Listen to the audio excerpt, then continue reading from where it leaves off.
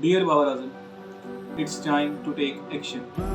It's time to speak truth. अगर अभी नहीं तो कभी नहीं. Do or die now or never.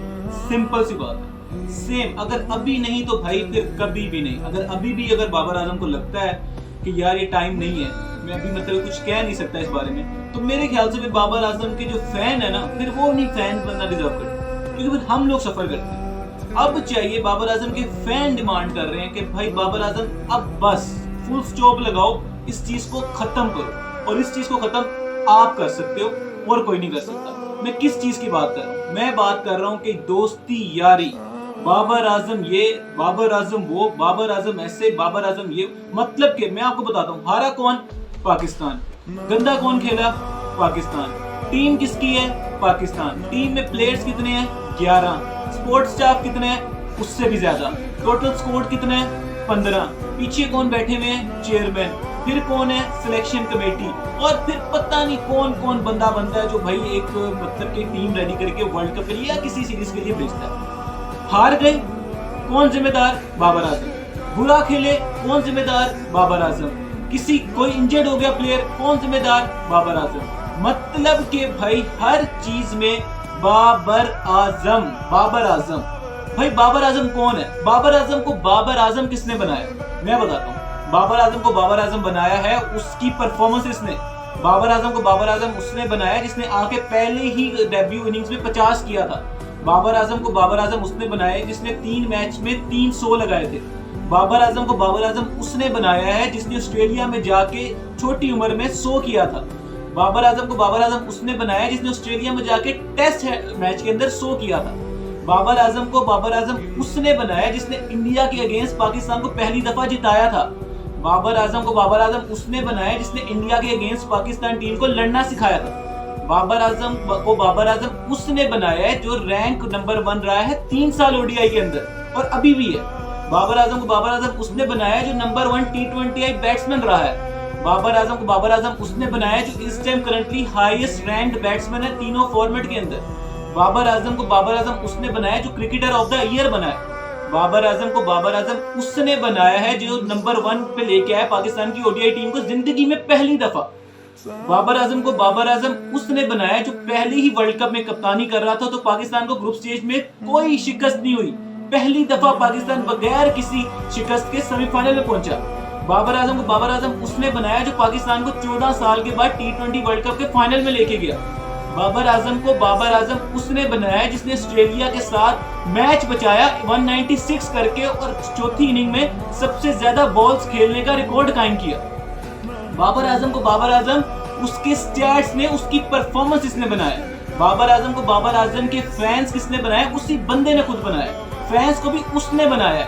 उसने कोई शक्ल से या उसने कोई पैसे देके फैंस नहीं खरीदे. उसने फैंस खरीदे अपनी परफॉर्मेंस से. अपनी परफॉर्मेंस से फैंस खरीदे हैं. ठीक है, अब बारी आती है कैप्टेंसी की. कैप्टेंसी की बारी कहाँ आती है कि भाई दोस्ती यारी, दोस्ती यारी कहाँ है? दोस्ती यारी मुझे ये बताओ. ठीक है, मैं मानता हूँ कि भाई नवाज को खिला के रखा, हसन अली को खिला के रखा, लेकिन मेरी सिर्फ इतनी सी बात सुनो कि नवाज PSL के अंदर जाते साथ ही जिन बन जाता है. नवाज को खेलना मुश्किल हो जाता है. नवाज मैच आपको सिंगल हैंडली जिता देता है. और हमारा सबसे बड़ा क्या है? PSL से प्लेयर्स निकालते हैं. नवाज के अलावा मुझे कोई अब तो मेहरान मुमताज की बात हम बाद में करेंगे. उस टाइम जब नवाज को हम खिलाई जा रहे थे, नवाज के पीछे मुझे बताओ कि कौन था? कौन ऑफ स्पिनर हमारे पास था? कौन फिंगर स्पिनर, रिस्ट स्पिनर हमारे पास था जो भाई आके नवाज की जगह ले सकता? किसको रेडी किया? अब ये बाबर आजम की जिम्मेदारी थी कि डोमेस्टिक सर्किट में बैठ के भी वो प्लेयर्स बनाता. वो वहां टीम चला रहा है तीनों फॉर्मेट की और वो डोमेस्टिक क्रिकेट में देखता अपनी आंखें मतलब एक जगह मैच चल रहा है, वहां बीच में वो स्कोर निकाल के देखता, अच्छा इसने इतने आउट किए तो इसको डालो टीम में. ये किसकी जिम्मेदारी थी? डोमेस्टिक के पिचेस को बेहतर करना, डोमेस्टिक के अपने सर्किट को बेहतर करना, ये बाबर आजम की जिम्मेदारी थी. ये किसकी जिम्मेदारी थी? कोई रिप्लेसमेंट नहीं थी. उस टाइम मैंने पूछा कि कोई रिप्लेसमेंट है. मैं ट्विटर के ऊपर तब बहुत ज्यादा इन हुआ करता था, मेरा अकाउंट बहुत चलता था, लेकिन बस किसी से बर्दाश्त नहीं हुआ तो मेरा अकाउंट बंद करवा दिया गया, रिपोर्ट कर दिया गया. लेकिन फिर भी तब मैं पूछता था कि मुझे कोई बताए. मैंने बड़े बड़े जर्नलिस्ट से पूछा और किसी के पास कोई जवाब नहीं होता था जो एजेंडा रन करते थे, लेकिन जवाब नहीं दे पाते थे कि इसकी रिप्लेसमेंट ये है. इमाद वसीम पे सबने चलाया एजेंडा, लेकिन इमाद वसीम से पूछो कि वो कितना लॉयल था कंट्री के साथ. कितना उसका दिल था कंट्री का खेलने के लिए। यार मेरी टांग ना टूटी होती तो मैं भी क्रिकेटर शायद होता, मैं भी शायद पीएसएल खेल रहा होता। मेरा इतना जज्बा, मुझे शायद पानी पिलाने के भी रख देते ना, मैं तब भी टीम के साथ मुंसलिक हो जाता। भाई मुझे कोई नहीं, मुझे था पाकिस्तान के साथ हूँ, वो स्टार वेयर कर रहा हूँ, मुझे ये चीज होती है, ये जज्बा होता है। लेकिन नहीं, ठीक है, नवाज गया साइड पे। हसन अली के बाद पूछा कि हसन अली को रिप्लेसमेंट बता दो, कौन रेडी किया? कौन था हसन अली के साथ? कौन था? मुझे बताओ, कौन से ऐसे फास्ट बॉलर निकल के आ रहे थे जो पहले piece of land of piece हुआ करता था? कौन था? कोई भी नहीं था। उस्मान कादिर को कहते रहे कि दोस्ती यारी, कहाँ है उस्मान कादिर? दोस्ती यारी पे उस्मान कादिर है ना, दोस्ती यारी में हसन अली है, दोस्ती यारी में नवाज है, दोस्ती यारी के अंदर वसीम जूनियर है। और यार पेशावर जल्मी के 2 लड़के 3 लड़के कर लो, आमिर जमाल कर लो जो बाबर के लिए पोस्टें लगाता रहता है, मोहम्मद हारिस कर लो जो हर पोस्ट कार्ड में बाबर के तारीफों के पुल बांध देता है, वसीम जूनियर कर लो जो अपने कप्तान की तारीफें करता हुआ थकता नहीं है। वो दोस्ती यारी है ना? वो टीम में है कि नहीं है? नहीं है वो टीम के अंदर, वो नहीं खेल रहे थे टीम के अंदर। आपको कौन नजर आता है? रिजवान का केस स्ट्रॉन्ग है, रिजवान करता है मुल्तान सुल्तान की कैप्टेंसी, रिजवान के पीछे बैक स्ट्रॉन्ग है, रिजवान ने अपना स्ट्रॉन्ग बनाया, उसको हम नहीं निकाल सकते। उसको तो हमारी टीम बना देती है वाइस कैप्टन।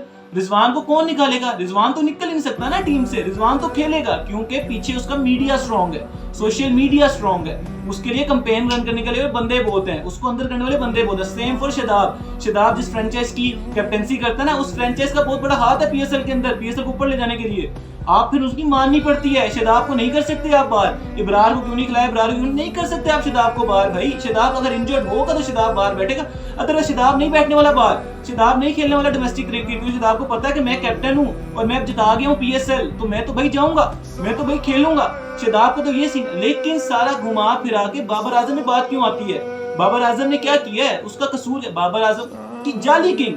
मतलब कि आप जाली किंग कह रहे हो यार, ये क्रॉस द बॉर्डर बात होती थी तो समझ आती थी कि एक डिफरेंट मसला है, एक डिफरेंट रिफ्ट है जो पाकिस्तान और इंडिया के अंदर चलती रहती है। वो इतनी बुरी नहीं लगती अगर कोई बाबर आजम को कोई टेल एंडर भी कह दे ना उस तरफ से, तो बुरी नहीं लगती, हम उसको मजाक में लेते हैं कि यार ये जेलसी के अंदर बंदा बोल रहा है। लेकिन आपने क्या कहा? तुम जाली किंग हो, तुम जाली किंग हो, ये सुनने को मिल रहा है, ये सुनने को। शाहिद अफरीदी की बात कर लो तो भाई वो कहते हैं कि यार मेरी इतने आप मैच्योर हो, इतने मैच्योर हो, कहते हैं कैप्टनसी की जरूरत नहीं थी शाहीन को, मैं कभी जिंदगी में हक में नहीं था, ये नहीं था। लेकिन बात यह है कि बाबर आजम कैप्टनसी लेनी नहीं चाहिए थी, जब मिल रही थी तो शाहीन को सपोर्ट करना चाहिए था। अब अगर ये बंदा एक ऑन एयर इन लफ्जों में बात कर रहा है, ऑन एयर ये बात कर रहा है, तो सोचो उसका तो दिमाग है ना, वो तो एक घर वाली बात है, एक तो रिश्तेदारी है, तो उसके अंदर बैठ कर वो बात करते होंगे तो किस वे में करते होंगे? और शाहीन के जेल में वो बात नहीं आया करेगी, बात नहीं आई होगी शाहीन के जेल में जब वो खेल रहा होगा, जब वो बाबर से मिलता होगा, तो क्या कहीं ना कहीं उसके जेल में अपने ससुर की बात नहीं होगी कि यार नहीं यार बाबर ने ज्यादती की, बाबर को लेना नहीं चाहिए था, बाबर को तुझे डिफेंड करना चाहिए। मतलब कि रिफ्ट तो आप पैदा कर रहे हो ना। हमारे एक्स क्रिकेटर्स ने बर्बाद कर दिया बाबर आजम का नाम। जो पाकिस्तान की क्रिकेट को आगे लेके जाना चाहते हैं तो एक बाबर आजम तुम्हें क्या कहते हैं मिलता है हर जगह बाबर आजम की बातें होती हैं, दुनिया पागल है उसके पीछे। यार मेरी बात सुनो, अकेला बैट्समैन क्या करे? सिर्फ ये बताओ, कैप्टेंसी में मैं आता हूँ कहते हैं बड़े मैच का प्लेयर नहीं। मेरी सिर्फ इतनी सी बात सुनो कि बड़े मैच में हम कितने बड़े मैच हारे हैं इंडिया से? हम हारे हैं 3 मैच, ठीक है। जीते कितने हैं? अभी रिसेंटली बाबर का 5 मैच हमारे हैं और 1 मैच हम जीते हैं, 5 या 4 ऐसे। तो उसमें जिसमें बाबर ने परफॉर्म किया वो मैच हम जीते, जिसमें बाबर ने नहीं किया वो मैच हम जाया हो गए। इसका मतलब वो आपका मेन प्लेयर है, उसको आपको बैक करना चाहिए था, उसको आपको हौसला देना चाहिए था कि बाबर तूने ही करना है, तेरे से ही उम्मीदें हैं, ना कि हमेशा मैच से पहले स्टैट्स निकाल के बैठ जाना कि बाबर ने ये किया तो बाबर ने वो किया, बाबर ने ऐसे किया वैसे। मतलब कि उस भाई कभी भी उस बंदे ने जवाब नहीं दिया, बाबर आजम ने कभी भी जवाब नहीं दिया, चाहे सोशल मीडिया के थ्रू हो चाहे अपने फैंस के थ्रू, कभी भी। हाँ फैंस हैं, मैं मानता हूँ कि फैंस उसके हैं काफी ज्यादा जज्बाती, जो भी सीन है ठीक है, समझ आती है, लेकिन कभी भी उसने एजेंडा रन नहीं किया अपने अगेंस्ट, कुछ भी नहीं कहा कि यार ऐसा कहो या वैसा। हाँ कोई फर्क नहीं पड़ता, उसकी एक बारिश हुई थी क्योंकि एक जर्नलिस्ट ज्यादा ही अपने औकात से बाहर होके सामने आने लग गए थे, तो भाई ये कोई फर्क नहीं पड़ता कहना शायद जरूरी था। लेकिन अब फर्क पड़ता है, बाबर आजम को फर्क पड़ता है, अब आपको भी पड़ता है, हमें फैंस को भी पड़ता है, सबको पड़ता है, क्योंकि इमेज खत्म हो गई है। अब इस इमेज से मुराद ये है कि इज्जत और इज्जत देने वाली जात अल्लाह की है। लेकिन बात यह है कि एटलीस्ट आपको आके सच बताना चाहिए कि जब मैं कैप्टन बना, जब मैं उतरा तो मैं क्यों उतरा, जब मैं वापस आया तो मैं क्यों आया, मुझे किस किस प्लेयर का ला के दिया गया, मेरी कहाँ का इन्वॉल्वमेंट थी, कहाँ नहीं थी, इमाद और बस आमिर को कौन लेके आया वापस, शाहीन से कैप्टनसी किसने वापस ली, मुझे किस बुनियादों पे किस शर्तों के ऊपर वापस लाया गया, ये सारी बातें आपको करनी चाहिए। शादाब खान टीम से बाहर क्यों नहीं हुए, अबरार को क्यों नहीं मैच मिल पा रहा, ये सारा कुछ आपको बताना चाहिए। मेहरान मुमताज क्यों नहीं खेल सका, मोहम्मद हारिस वर्ल्ड कप में क्यों नहीं रहा, आजम खान इस फिटनेस के साथ क्यों आ गया, ये बॉडी शेमिंग की बात नहीं, वैसे ही पूछ लो, फिटनेस नहीं है ना बंदे की, नजर आ रहा है। इन सब सवालों के जवाब बाबर आजम ही देगा, और बाबर आजम को चाहिए सिर्फ एक मुतालबा है हमारा, आओ वापस प्रेस कॉन्फ्रेंस करो, उसमें कहो कि मैं इस्तीफा दे रहा हूँ, लेकिन उसमें साथ साथ बाबर आजम को चाहिए कि बताए, ये सब कुछ बताए, सबको जवाब दे कि भाई आप जाली किंग कह लो, आप जो मर्जी कह लो, मुझे सिर्फ ये बताओ कि मेरे पास ये अथॉरिटीज थी, मैं क्या करूं। Babar Azam without any fear यार आओ और आके सच बताओ अवाम को, अब फैन को ना, आपके फैंस को सच सुनो, जो इतने लॉयल फैंस हैं आपके साथ, वो सच सुनना चाहते हैं कि पीछे सारे मसले मसाइल चल क्या रहे हैं। मतलब कि भाई ये मैं आपको बता रहा हूँ, ये सब जेलस हैं, और भाई ये सारे सड़ते हैं इससे कि बाबर आजम कैसे हो गया भाई, एक कल का बच्चा आके इतनी अब मुझे बताओ, कहते हैं कि नंबर 1 बना दिया टीम को, या नंबर जो भी बना दिया, सिर्फ मुझे इतना बताओ कि ये बाबर आजम का कसूर था कि वो न्यूजीलैंड की सी टीम को बुला रहा है, ये बाबर आजम का कसूर था जो जिम्बाब्वे से टूर अरेंज कर रहा है, ये बाबर आजम का कसूर था जो आयरलैंड, बाबर आजम टीम चला रहा है, पीसीबी कौन रन कर रहा है, पीसीबी थोड़ी बाबर आजम रन कर रहा है, उस टाइम जो चेयरमैन आ रहा है, जो जिस तरह हो रहा है, जिस तरह हमारी क्रिकेट हो रही है, उस तरह सब कुछ हो रहा है। जो नेक्स्ट साइकिल आया उसके अंदर पाकिस्तान के 5 साल में ओडीआई जितने कम है, टेस्ट मैचेस ना होने के बराबर हैं, 5-4 मैच टेस्ट मैच की कोई सीरीज ही नहीं है, ये बाबर आजम ने जनरेट करनी है, ये बाबर आजम ने क्या कहते हैं इस बारे में सब कुछ करना है। और यार ये सारी चीजें कौन कर रहा है खराब, पूछो ना, वहाब रियाज क्यों बैठे हुए टीम के साथ, वही बाबर आजम का कसूर है। गैरी क्रिस्टियन ने 5-10 दिन पहले पाकिस्तान टीम को क्यों ज्वाइन किया, ये भी बाबर आजम का कसूर है। मतलब कि यार आप इतने अंधे हो गए हो नफरत के अंदर कि आपको पता ही नहीं है कि आप क्या कह रहे हो क्या नहीं कह रहे, आप समझ क्या रहे हो, किस चीज को आपने मजाक बना लिया, आपको है ही नहीं कि यार आप देखो तो एक बंदे के पीछे आप हाथ धो के पड़ गए हो यार। किसी को भी मैं भी कह सकता हूँ, मुझे टीवी चैनल की समझ नहीं आती। एक तो भाई टीवी चैनल पे लेना चाहिए एक्शन कि ऐसे बंदे आप बिठाते क्यों हो, टीआरपी जाए यार भाड़ में यार, वैसे बिठाते क्यों।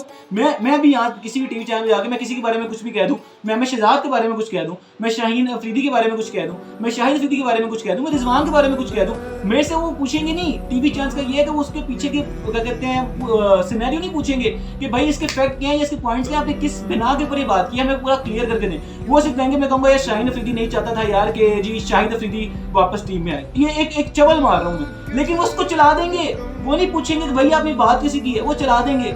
ये तो हाल है हमारे टीवी चैनल्स का, ये तो हाल है, हम रेटिंग के पीछे इतने पागल हैं, ये सीन है हमारा। यार एक बंदा जो 3-4 महीने पहले टीम्स के साथ खड़ा हुआ है, अब जब वो क्रिकेट से बिल्कुल साइड पे हुआ तो आके उसने ये बोलना शुरू कर दिया, लेकिन कोई पूछने वाला नहीं है। मुझे एक नहीं 100 बंदे हैं जो बाबर आजम के पीछे पड़े हुए हैं, लेकिन सिर्फ बाबर आजम ही क्यों, बाकी टीम में तो है यूएसए से हारे, जिससे भी हारे, लेकिन बाबर आजम ही क्यों।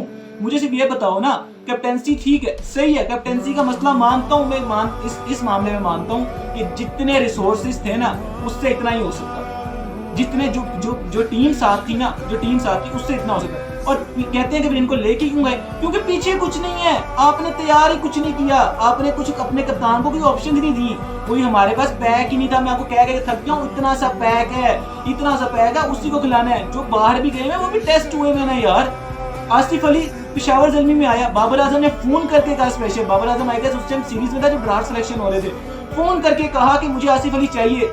तो बाबर आजम क्या आसिफ अली को लेके नहीं जा सकता था दोस्ती यारी के बिना के ऊपर? नहीं लेके गया, मोहम्मद हारिस को नहीं लेके गया, आमिर जमाल को नहीं लेके गया, मेहरान मुमताज को। तो ये बताना है बाबर ने, ये बताना है कि मैं क्यों नहीं लेके गया, क्यों, कौन था पीछे से, कौन था मतलब कि भाई कॉलमैन जिसने आके कहा कि ये प्लेयर्स जाएंगे ये नहीं जाएंगे, ये आगे बाबर आजम ने क्लियर करना है, क्योंकि अभी नहीं तो फिर कभी नहीं भाई। अब आप हम सिर्फ ये फैंस चाहते हैं बाबर आजम से, सिर्फ ये चाहते हैं कैप्टेंसी नहीं चाहिए, बिल्कुल भी नहीं चाहिए कैप्टेंसी, पहली फुर्सत में छोड़ो, लेकिन आगे वजह बताओ सारी कि ये था, इस वर्ल्ड कप में ये मसला था, इसमें ऐसे था, इसमें बोलो, खुल के बोलो। टीम में जगह या देने अल्लाह ने देनी है, किसी और ने देनी है, किसी बंदे ने नहीं देनी। बंदों से डरने की जरूरत नहीं है। आपको टीम में जगह अल्लाह ने देनी है, अल्लाह ने बनानी है, अल्लाह ने बिगाड़नी, सब कुछ अल्लाह ने।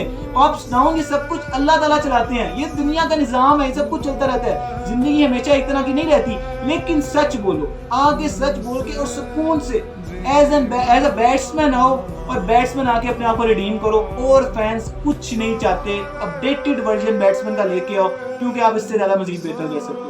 आपको इस कैप्टेंसी के डर ने इसने शेल में रखा कि भाई बाबर आजम पूरा एक्सप्रेस नहीं कर सका कितना टैलेंट है, फिर भी he is one of the best यार जो पाकिस्तान ने कभी प्रोड्यूस किए हैं। क्या कहते हैं बैट्समैन, ऐसा बैट्समैन ना कभी आया है, ना कभी आएगा, ना कोई होगा। होना चाहिए इस जमाने में, तो होना चाहिए, ये मैं कह रहा हूँ। लेकिन अभी फिलहाल कोई भी नहीं है, कोई भी नहीं है। जो आप स्टैट्स कंपैरिजन कर रहे हो, आपको शर्म आ जानी चाहिए कि आप किसके साथ हो। तो बाबर आजम सिंपल सा ये सीन है, आओ आके कॉन्फ्रेंस करो, सच बताओ। अवाम फैन सब कुछ सच जानना चाहते हैं, सच बोलो और सुकून से आके एज अ बैट्समैन खेलो और टीम को, पाकिस्तान को अपनी परफॉर्मेंस से, अपनी बैटिंग परफॉर्मेंस से जिताओ।